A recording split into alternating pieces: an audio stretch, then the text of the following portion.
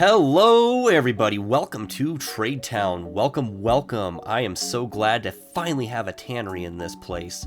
And the word out on the street is, you guys really know how to hook it up in the wardrobe department, and I was wondering, you think you could help me out? I really like what I currently am wearing, but I think we could make some improvements.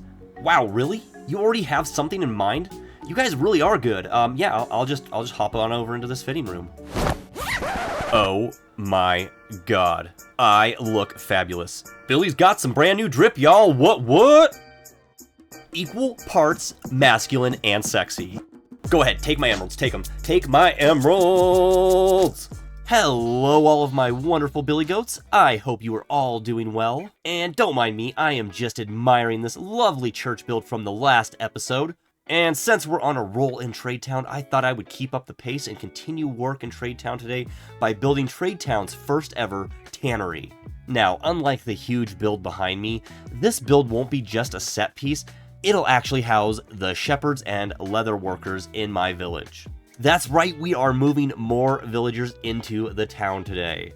And since we're going to be finally working with shepherds on a larger scale, I figure it's a good time to build my first ever wool farm in the industrial district as well today. So we'll hop on over to the industrial district as soon as I get my shepherds and leather workers situated, start building the wool farm, and then after we finish the wool farm infrastructure, I'm going to get every color of sheep in the game so we have all of the wool we'll ever need in every color. But before I get started today, I just want to have some real talk with y'all. I just want to thank everyone who has subscribed and supported the channel recently. As of the filming of this episode, we are currently hanging in around 150 Billy Goats, which is amazing. You are all amazing, and I just appreciate you more than you'll ever know. And like the momentum in Trade Towne, I say we keep things going and add more Billy Goats to the army. So if you are enjoying my content and haven't already, please consider subscribing and maybe leaving a comment or a like on the video.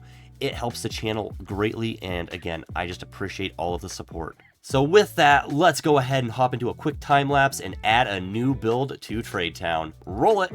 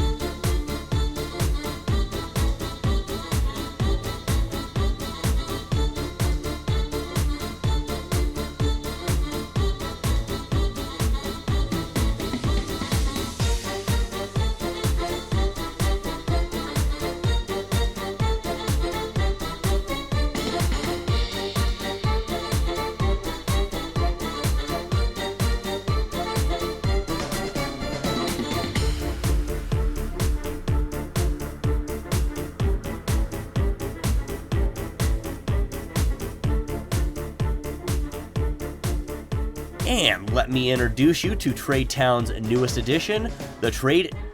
It always rains on my birthday. Why? Alright, let's try this again. Let me introduce you to Trade Towne's newest edition, Trade Towne Tannery. And you know what? To really appreciate this build, you have to view it from above. So let's take flight real quick.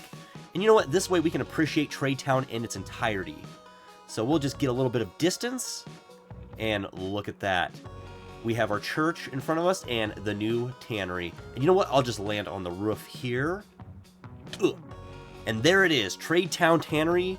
A beautiful mix of pastel-y colors along with some earth tones. I'm actually really proud of this build for as quick as it came together. And just to explain the method behind my madness, so back in the olden days, and I still think in some places, there are tanneries. And you know, let me know in the comments if I'm mistaken, but I believe tanneries have these big open air vats like you see behind me on the right, and it has the different dyes for what you're dyeing your leather, or in this case, leather and wools.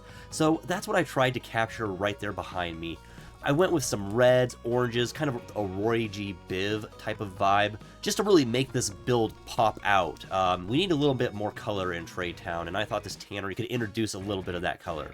And then to the left of me, right behind me, you can see we have two little pop-up trading shacks. They're kind of like open air, similar to what we did with that market over there, the one with the red roof. We have an open air market for our Leatherworkers and our Shepherds. And you know what? Let's go ahead and let's go down and explore a little bit more, and I'll tell you a bit more about this build. So starting with the exterior, I decided to go with a white terracotta and nether brick wall, which is what you see directly behind me, just because in a lot of the references I was looking at online, the tanneries had a real earthy tone to them, and they had walls around them because, let's face it, some of those vats behind me, they are made out of volatile chemicals. So you want to make sure you keep the public safe and prevent any passerbys from sneaking in there and, you know, falling into their doom. I also threw up some rose bushes just outside of the walls. I thought they popped really good off that white terracotta and just added another layer of decoration to Trade Towne. Now, walking into the actual tannery, I threw down some rails just to prevent hostile mobs from coming in. I want to keep these guys safe. But yeah, you are immediately greeted by your villagers, and we have our shepherds here to the left, and straight ahead we have Leatherworkers. And I went with 5 of each because, I'll be honest, while I said this build isn't going to be a set piece and it's going to actually have villagers that are useful, I'm not going to use Leatherworkers or Shepherds. I really don't find them useful. And who knows, maybe that'll change as my world continues to evolve. But for now, these guys are essentially just another set piece. But you know what? Just talking about that, I feel like Minecraft can look kind of flat sometimes. And what I mean by that is we build in a lot of blocks and stationary items. And so adding elements that move like villagers or pistons, campfires, they all add life to the build. And speaking of campfires, over here where I have my chemical vats for dyeing the various textiles, the leathers, and the wools, I put campfires right underneath them just to add another element of movement to the build and a little bit more life. And since we're over here, let's just do a little bit more exploring. So we have our vats. They are encapsulated in mud brick. We have some of the textiles that are ready for trade.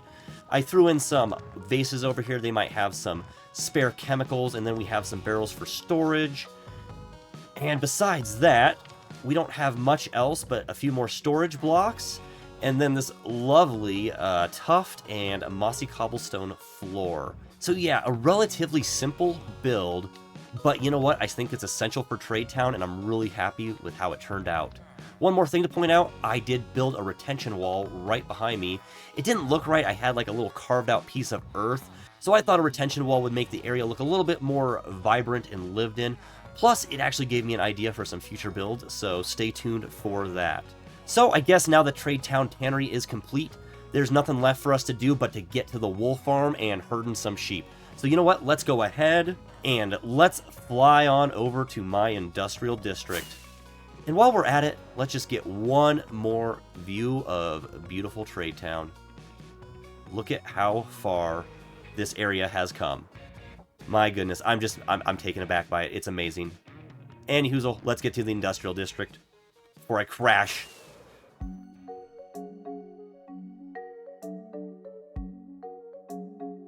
So this is where my wool farm is going to go. It's going to go right behind my bee farms. And as you can see, I've already done a little bit of prepping as well as some resource gathering. And let me just show you what I've got. We have all of the bobs and bits we need to make the wool farms. We have some decoration blocks, and then we have some shears, some more shears, even more shears. You get the picture, and then we have some more shears and some dyes just in case I need to dye any sheep. But as you can see, I have gridded out. It might not look like much to you guys, but this is an outline for me for 16 shearing modules. And you know what? Let me show you how I'm going to build this wool farm. This is a pretty basic design, and actually I'm following a tutorial by Trilum, so I cannot take credit for this, and I'll link their tutorial in the description below. But anyways, just hop in here and let's grab all of the bobs and bits we will need. All right. Already kind of started here, I guess. We have a bit of a hole, but let's go ahead. I'm going to take some grass. I want to build this up a little higher than ground level, so I'm going to put that there. We're going to put one piece of grass in, and then I'm going to put an observer facing that grass. All right, after we place our observer, I am going to throw down a stone brick right here. And then we are going to put some redstone dust on top of that. And now we're going to proceed to dig down. I'm going to go 2 down from here. There we go. All right, after we have our trench dug, we are going to throw down a chest. And then I'm going to dig out over here temporarily. We are going to place a hopper. I'm going to put that dirt back. We don't need the chests anymore. Putting the dirt back, and then we're going to get our rail out. Rail down.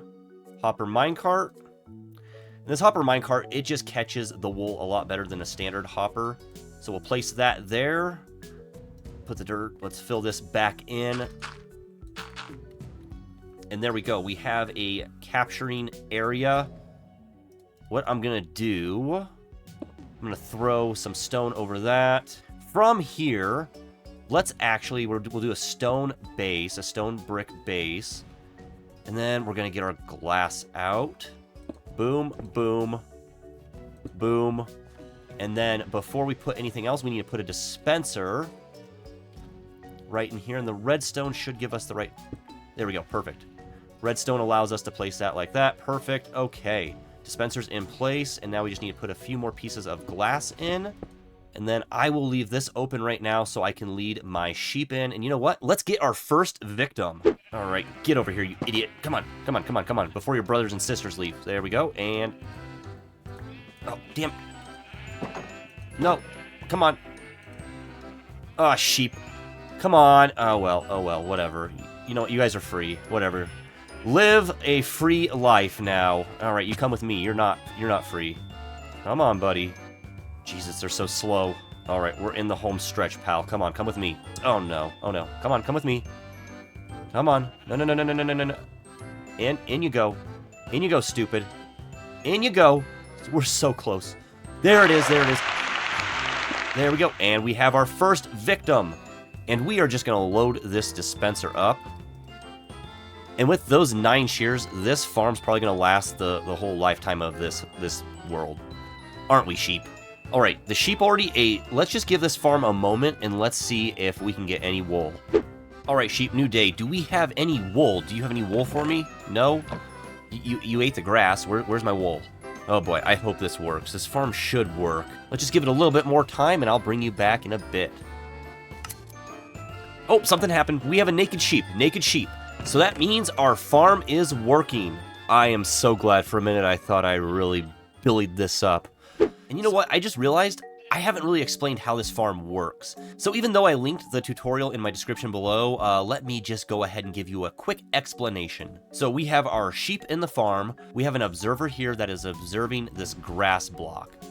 And then above that, we have a dispenser with shears. So what happens is, anytime this observer detects a change in the grass block, i.e. when the sheep eats the grass and it becomes a dirt block temporarily, that triggers the observer, which then sends a message to the dispenser to dispense the shears and shear the sheep. And so then when the grass comes back, same thing will happen, and then hopefully by then we'll also have some more wool on our sheep. But yeah, it just keeps repeating over and over, and the sheep gets sheared, and we get a ton of wool. So anyways, now that we have confirmation that we have a working farm, I'm going to go ahead and I will build 15 more of these things, and then I'll bring you back and let you all see the finished product. So let's go ahead and let's get this done. Alright, to get through all of these, I started off by laying out the main infrastructure, meaning the stone brick, the glass, the dispenser, and the redstone. Then I came back later and I installed the storage system. After that, I had to round up all of the sheep, make sure I got the right colors, and trap them in their enclosures, which led to all of my sheep escaping. Enjoy your freedom. Once everybody was settled in, it was time to decorate, and I decided to just take some concrete and use the respective colors of the sheep and throw that as a backdrop behind each module. On top of that, I went ahead and I added some stone brick on top of the modules, and then I started working on the new pathway to match the industrial district aesthetic. All done. We have a fully functioning wool farm. organized in the order of Roy G. Biv. Check it out.